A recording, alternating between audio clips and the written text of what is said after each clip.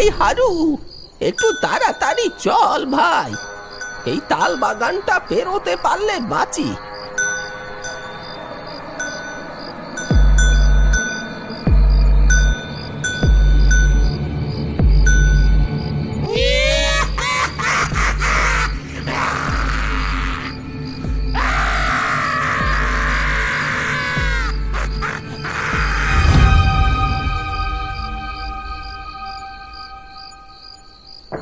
আকাশের অবস্থা বেজায় খারাপ। এক্ষুনি আকাশ ভেঙে বৃষ্টি নামবে। প্রতি বুধবার গয়লাপাড়ার মাঠে হাট বসে, আর সেইখানেই গ্রামের মানুষ আসে কেনাকাটি করতে। ভোলা, হারু আর নিতাই সেই হাটে গিয়েছিল মালপত্র বিক্রি করতে। সামনেই দুর্গাপুজো এগিয়ে আসছে, তাই মানুষের ভিড়টা এখন একটু বেশি।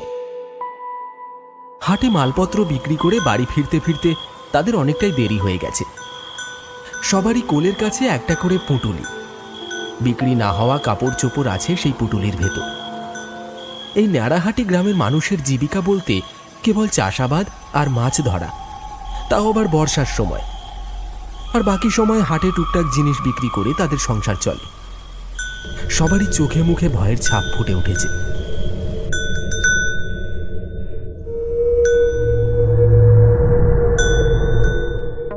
এই হারু, একটু তাড়াতাড়ি চল ভাই, এই তাল বাগানটা পেরোতে পারলে বাঁচি। এই তো চলেই এসেছি, আর খানিকটা, তাহলে এই তাল বাগানটা পেরিয়ে যাবে। হঠাৎ করে কি যে শুরু হলো এই গ্রামে, কে জানে। কি আর হবে, শয়তানদের নজর লেগেছে কাকা। এই পুজোর সময় কটা টাকার মুখ দেখতে পাই সবাই, আর শয়তানের জ্বালায় সবার পেটে লাথি পড়ল। বেশ কিছুদিন ধরে এই ন্যাড়াহাটি গ্রামে কিছু অদ্ভুতুড়ে কার্যকলাপ শুরু হয়েছে, তাও এই তালবাগানে। প্রায় 1.5-2 কিলোমিটার ফাঁকা মাঠের মাঝখানে এই তালবাগানটা অবস্থিত। গ্রামে আর কোথাও তেমন তালগাছ দেখতে না পাওয়া গেলেও এই তালবাগানে সমস্ত তালগাছ যেন মাথা উঁচু করে দাঁড়িয়ে আছে, যেন পিশাচের দল নজর রেখে চলেছে এই ন্যাড়াহাটি গ্রামের চারপাশে।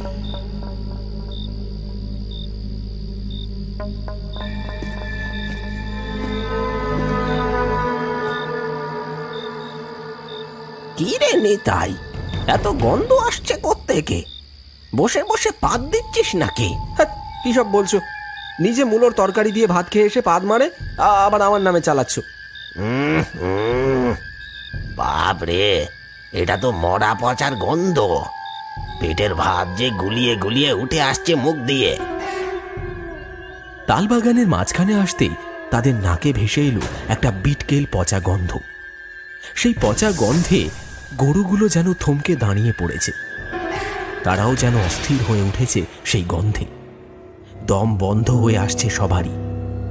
চারপাশটা ভালো করে তাকিয়ে দেখতে লাগলো তারা তিনজন। কাকা, কিছুই তো বুঝতে পারছি না, এ কি হচ্ছে? এই মরা পচার গন্ধ কোথা থেকে আসছে বলো তো?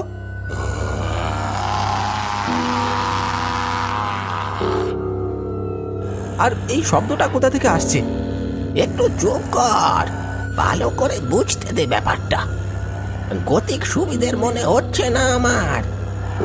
তারা তিনজন চারপাশটা ভালো করে দেখতে লাগলো। বিটকেল গন্ধে তাদের দম বন্ধ হয়ে আসছে। গরুগুলো যেন থমকে দাঁড়িয়ে পড়েছে, সামনে আর এগোতেই চাইছে না। ঠিক এমন সময় তাদের নজর পড়ল তাল গাছের উপরে।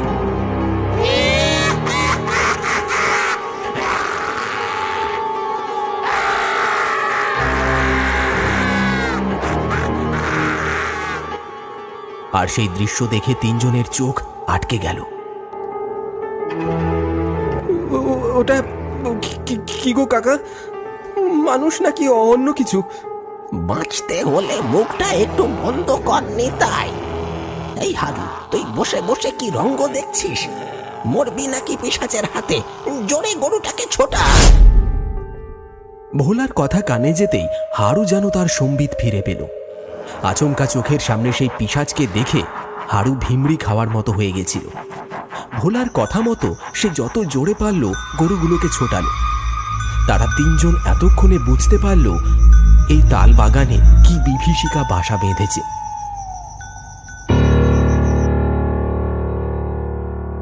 বুড়ো বটতলায় মাচাতে গ্রামের সবাই বসে তখন গল্পগুজব করছে। সামনে পুজো এগিয়ে আসছে, তাই এবারে কি হবে আর কি হবে না সেই নিয়ে আলোচনা করছে গ্রামের মানুষজন। মদন খুড়ো বলল, এ পুজো তো এগিয়েই এলো, তোমরাই বলো কি করে কি হবে এবার। এবার পুজোতে যাই হোক না কেন, ওই তালবাগানের দিকে আলোর ব্যবস্থাটা একটু ভালো করেই করতে হবে। যেসব ঘটনা ঘটে চলেছে গ্রামে, তাতে তো আর অন্ধকারে হাঁটা চলা করা যায় না। হ্যাঁ রে হারাধন, কথাটা তুই ঠিক বলেছিস। আমিও এটা নিয়ে ভাবছিলাম, ওই পশ্চিম দিকের আলোটা একটু কমিয়ে দিয়ে তাল বাগানের দিকে একটু বেশি করেই দেওয়া হবে এবারে। না না কুড়ো, এটা করলে হয় নাকি? তাহলে তো আবার ওই দিকটা অন্ধকার হয়ে যাবে। সেরকম হলে সবাই একটু বেশি করে চাঁদা দিয়ে এবারে পুজোটা করতে হবে। এত করে চাঁদা বাড়ালে হয় নাকি? সবাই পারবে নাকি চাঁদা দিতে অত করে? আমাদের অন্য কিছু ব্যবস্থা করতে হবে। আরে ঠিক আছে ঠিক আছে, তোরা একটু চুপ কর। সব দিকটাই ম্যানেজ করতে হবে। তাই আমার একটা প্রস্তাব আছে। এবারে পুজোর জন্য ওই তাল বাগান থেকে 2-4টে তাল গাছ কেটে বিক্রি করা হবে। তাতে কারোর কোনো আপত্তি আছে? না না, আপত্তি থাকবো কেন? পূজার জন্য গাছ কাটা হচ্ছে, যা টাকা আইবে তাতে তো পূজাই হবে, তাই না? এতে আমাদের কারোর কোনো আপত্তি নাই। গ্রামের সবাই মিলে ঠিক করে এইবারে দুর্গাপুজোয় টাকার ঘাটতি মেটানোর জন্য ওই তালবাগান থেকে 2-4টে তাল গাছ কেটে বিক্রি করা হবে। আর যে টাকা পাওয়া যাবে সেই টাকা দিয়ে এবার দুর্গাপুজো করা হবে। তাদের আলোচনা শেষ হতে না হতে ভোলা, নিতাই আর হারু গরুর গাড়ি করে সেই মাচার কাছে এসে দাঁড়ায়। গাড়ি থেকে নেবে হাঁপাতে হাঁপাতে ছুটে আসে মাচার কাছে। মাচার সবাই তাদের এই অবস্থা দেখে অবাক হয়ে যায়। মাচার সবাইকে দেখে তাদের তিনজনের যেন প্রাণে ধাত এলো। গড় গড় করে বলে গেল তারা যা দেখেছে। মদন খুড়ো সব শুনে বলল, কি সব কথা বলছিস রে? এসব সত্যি নাকি? এই রাতের বেলা গাঁজা খেয়ে এসে পাগলামো করছিস? না না খুড়ো, বলা ঠিক কথাই বলেছে। আমরা তিনজনেই নিজের চোখে দেখেছি ওই পিশাচকে একটা লাশকে টানতে টানতে ওই তাল গাছের ওপরে উঠে গেল। বলিস কি রে, তোরা এইসব নিজের চোখে দেখেছিস? এ ভগবান, এ আবার কোন পিশাচ এসে বাসা বাঁধলো আমাদের এই ন্যাড়াহাটি গ্রামে? এই চল চল চল সবাই, একবার চল দেখে আসি তো। কথা শেষ করে তারা সবাই মিলে রওনা দিল সেই তালবাগানের দিকে। কারোর হাতে হ্যারিকেন, কারোর হাতে বাঁশ, কারোর হাতে বা লাঠি আর আগুন। সবাই এসে যখন সেই তালবাগানে পৌঁছলো, দেখলো কোথাও কিছু নেই। আশপাশটা পুরো শুনশান। কিছু জল জলে চোখ নজর রাখছে তাদের উপর। ভোলার মুখে যেসব কথা তারা শুনেছিল কিছুই দেখতে পেল না। আশপাশটা ভালো করে সবাই দেখতে লাগলো। পাঁচু গোপাল বলল, আই আই সবাই একবার এইখানে আসো, দেখো কি ভয়ঙ্কর দৃশ্য। পাঁচু গোপালের কথা শুনে সবাই তার কাছে এগিয়ে যায়। গিয়ে তারা যা দেখল সেটা কেউ আশা করেনি দেখার জন্য। টস করে তালগাছ থেকে রক্ত ঝরে পড়ছে মাটিতে। তাজা রক্ত তালগাছের উপর থেকে ঝরে পড়ছে। কেউ যেন কাউকে টানতে টানতে উপরে নিয়ে গেছে। ওই দেখো খুড়ো, আমি যা বলেছিলাম সেটাই হয়েছে। এই দেখো, এখানে টস টস করে রক্ত পড়ছে। বডিটা মনে হয় ওই গাছের ওপরেই আছে। হ্যাঁ তাই তো দেখছি, তোরা যা বললি সেটাই তো সত্যি রে। তাহলে খুড়ো, আমরা এখন কি করব? ব্যাপারটা আমার ভালো ঠেকছে না। তাই এখন আমরা কিছুই করব না, যে যার বাড়ি ফিরে চল। যা করার কাল সকালে করতে হবে। মদন খুড়োর কথা শেষ হতেই সবাই যে যার বাড়ির দিকে রওনা দিল। এত কিছু ঘটে যাওয়ার পর সবার আর বুঝতে অসুবিধা হলো না, কোনো এক অশুভ শক্তি জেগে উঠেছে এই তালবাগানে।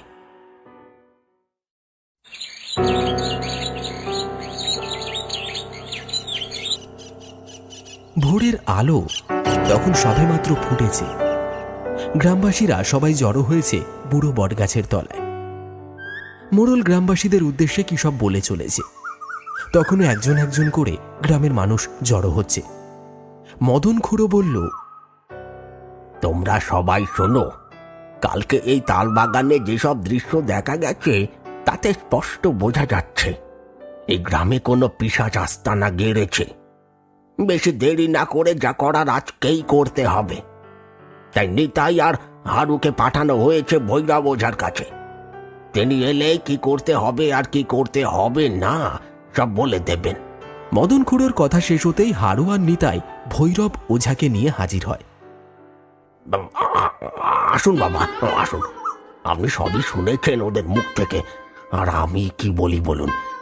এবার আপনি বলুন আমরা কি করব। আমি সবই শুনেছি ওদের মুখ থেকে। চল, আগে আমাকে ওই তাল বাগানে নিয়ে চল, তারপর আমি বলছি কি করতে হবে। তার আগে দুজনকে নিয়ে যেতে হবে যারা ওই তাল গাছ কাটতে পারবে। ভৈরব ওঝার কথা মতো গ্রামের সবাই রওনা দিল সেই তালবাগানের দিকে। গ্রামের দু একজন কুড়ুল হাতে এগিয়ে চলেছে সেই তালবাগানের দিকে। বাবা, এবারে বলুন আমরা কি করব। দাঁড়া, আমাকে একবার ভালো করে দেখে নিতে দে। ভৈরব ওঝা তালগাছের মাথাগুলোর দিকে তাকিয়ে ভালো করে কি যেন দেখতে লাগলো, যেন কাউকে খুঁজে বেড়াচ্ছে তার সেই দুই চোখ। তাদের দেখা দেখি গ্রামের সবাই তালগাছের ওপরে তাকিয়ে রয়েছে, কিন্তু কোথাও কিচ্ছু নেই। তারই মাঝে একটি তালগাছের পাতাগুলো যেন হাওয়ায় দুলছে, অথচ আশপাশের সব গাছ শান্ত, লেশমাত্র হাওয়া বইছে না। হঠাৎ ভৈরব ওঝা বলে ওঠে, এই নে, এই গাছটা এবার কাট। ভৈরব ওঝার কথা মতো সবাই সেই গাছটি কাটা শুরু করল। সাথে সাথেই তাল গাছের মাথা থেকে ভেসে এলো অপার্থিব চিৎকার।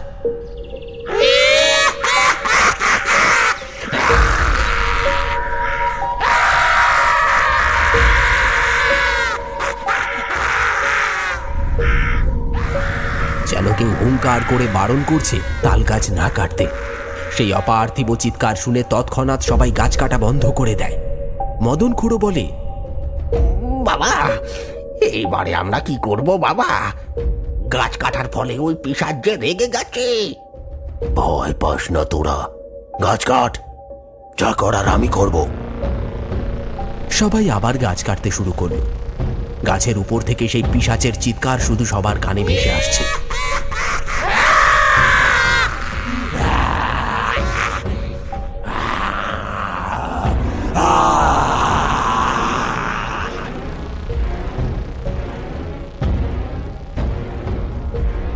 কিছুক্ষণের মধ্যেই হুড়মুড় করে ভেঙে পড়ল তাল গাছটা। সাথে সাথে হুড়মুড় করে ছিটকে পড়ল একটা আধ খাওয়া লাশ। সবাই সেই দিকেই তাকিয়ে দেখল। তার মধ্যেই একজন চিৎকার করে বলে উঠল, এ কি খুড়ো, এ তো পাড়ার বেটা মন্নার ছেলে বলাই। বেশ কয়েকদিন ধরে ওকে খুঁজে পাওয়া যাচ্ছিল না। তার মানে পিশাচ ওকে এই তাল গাছে আটকে রেখেছিল। সবাই একে নিয়ে যাও, ওর সৎকারের ব্যবস্থা করো। অনেক দিন হয়ে গেছে ওই পিশাচ ওকে এই গাছে বন্দি করে রেখেছে, আর শরীর থেকে মাংস ছিঁড়ে ছিঁড়ে খেয়ে নিজের ক্ষুধা মিটিয়েছে। এবার যা করার আমি করব। আজকে রাতে সেই পিশাচের শেষ রাত। কথা শেষ করে ভৈরব ওঝা কিছু একটা মন্ত্র বলে সেখানে কিছু তালগাছের উপর জল ছিটিয়ে দিচ্ছে। বলাইকে শ্মশানে নিয়ে যাওয়া হয় তার সৎকারের জন্য। তারপর গ্রামের মানুষ নিজের ঘরে ফিরে যায়।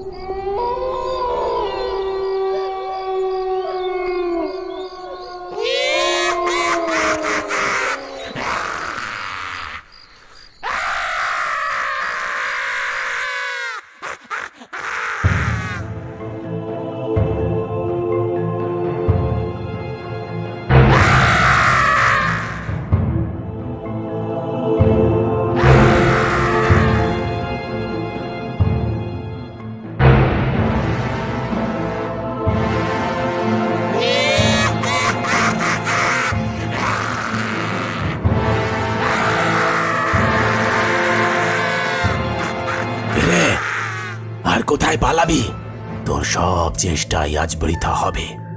এতদিন অনেক মানুষের অনেক ক্ষতি করেছিস, এবার তোর পাপের শাস্তি হবে। কে আমায় শাস্তি দেবে? তুই দিবি? তার আগে তোর ঘাটটা পটাং করে মুটকে দেব। রাগে ক্রোধে সেই পিশাচ গর্জন করতে করতে এগিয়ে আসছে ভৈরব ওঝার দিকে।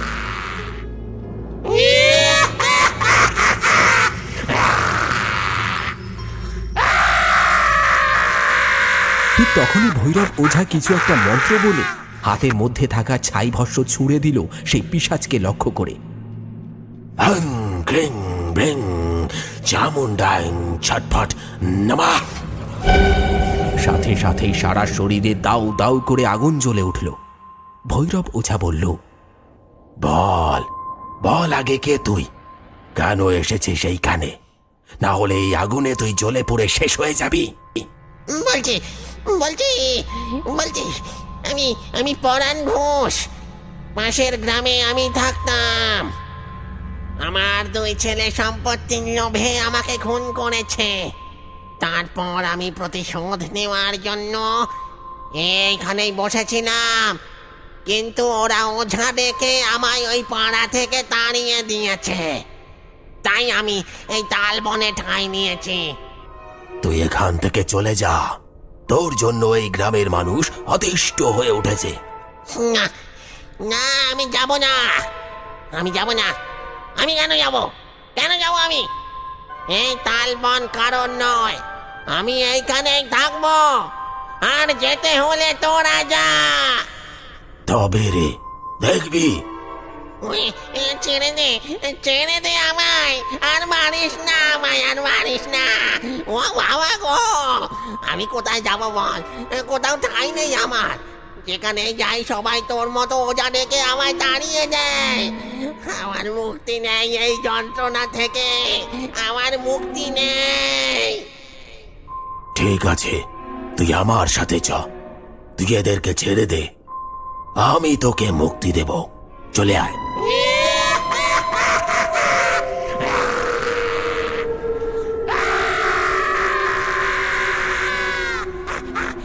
সবাই দেখল সেই পিশাচ কালো ধোয়ার কুণ্ডলী হয়ে ভৈরব ওঝার ঝুলির মধ্যে প্রবেশ করল।